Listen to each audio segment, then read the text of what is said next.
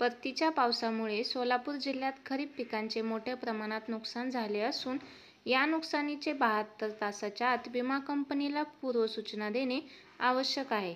त्यानुसार जिल्ह्यातील 1.25 लाख शेतकऱ्यांनी विमा कंपनीला पूर्वसूचना दिली आहेत. त्यात अक्कलकोट, बार्शी, माढा, मंगळवेढा आणि उत्तर सोलापूर तालुक्यातील शेतकऱ्यांचा समावेश सर्वाधिक आहे. सध्या विमा कंपनीकडून संबंधित नुकसानग्रस्त क्षेत्राच्या पंचनाम्याचे काम सुरू आहे. सोलापूर जिल्ह्यात यंदा पावसाने अगदी सुरुवातीपासूनच सातत्य ठेवले आहे. त्यामुळे खरीप पिके तशी चांगली होती, पण ऐन काढणीवेळीही त्यांनी आपली हजेरी कायम ठेवल्याने जोरदार आलेले पीक आता पाण्यात चिखलात कोमेजून गेले आहेत. अगदी मूग, उडदाच्या काढण्यावेळी मोठे नुकसान झाले. त्यानंतर पुन्हा सोयाबीन काढणीतही ऐनवेळी पावसाने फटका दिला. अनेक शेतकऱ्यांचे सोयाबीन आजही शिवारातच अडकून पडले आहे. त्याशिवाय कांदा, भुईमूग, तूर, बाजरी या पिकांचेही नुकसान झाले आहे.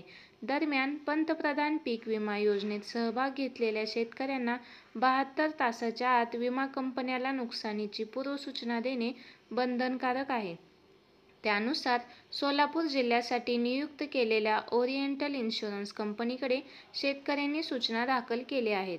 या योजनेअंतर्गत शेतकऱ्यांच्या आपत्कालीन परिस्थितीत असे नुकसान झाल्यास विमा कंपनीकडे नुकसान भरपाईसाठी दावा दाखल करता येतो.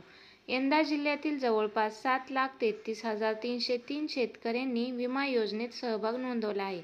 त्यापैकी नुकसानग्रस्त 1,24,683 शेतकऱ्यांनी विमा कंपनीकडे नुकसानीची सूचना दाखल केलेल्या आहेत.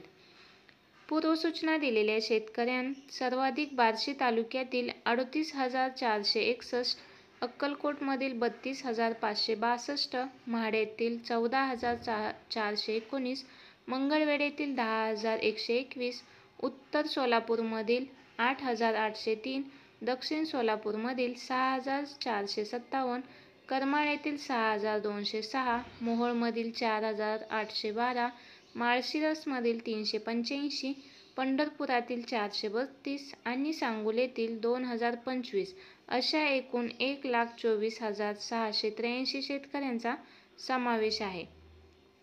शेतकऱ्यांच्या नुकसानीचे पंचनामे विमा कंपनीकडून सुरू आहेत. कृषी विभागाचे कर्मचारीही या कामात सहाय्य करत आहेत. या कामानंतर पंचनाम्याचा अहवाल विमा कंपनीकडे जाईल. त्यानंतर नुकसान भरपाईसाठी पाठपुरावा केला जाईल. धन्यवाद.